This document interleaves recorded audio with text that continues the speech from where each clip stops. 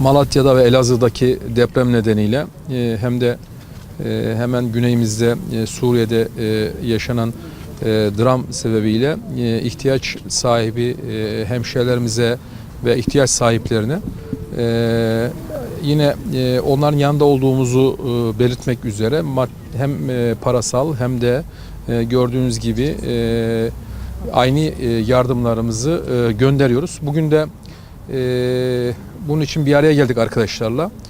Mardin Valiliğimiz, Mardin Büyükşehir Belediyesi, Organize Sanayi Bölgemiz, Mardin Müftülüğümüz ve ilçelerle beraber hayırseverlerimizde şu ana kadar hem deprem bölgesine hem de İdlib'e 12. aracı gönderiyoruz bugün. Tabii parasal yardımlarımızı da Kızılay ve AFAD'a gönderiyoruz.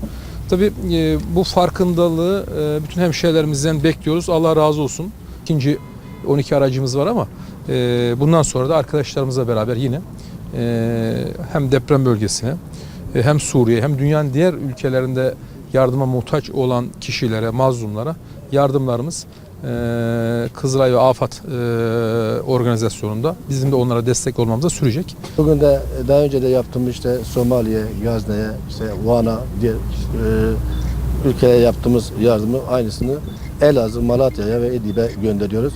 Emeği geçen tüm arkadaşlara teşekkür ederim. Özellikle Mardin Organize Sanayi Bölgesi arkadaşlar bu konuda çok duyarlılar. Duyarlılığından dolayı da hepsine de teşekkür ediyorum. Özellikle Malatya ve Elazığ'da yaşanan deprem neticesinde halkımız tüm birlik ve beraberlik içerisinde seferber oldular. Hemen akabinde bizler de Elazığ'a gittik. Bakanlarımızla birlikte, teşkilat başkanımızla birlikte orada bulunmaya çalıştık. Yaralarını sarmaya çalıştık. Esselatu vesselamu ala Resulina Muhammedin ve ala alihi ve ashabihi ecma'in. Buraya havaya kaldık. Biraz da Allah nasip ederse yolumuz hayır yoludur. Yardımları yerlerine ulaştırmaya çalışacağız Allah'ın izniyle.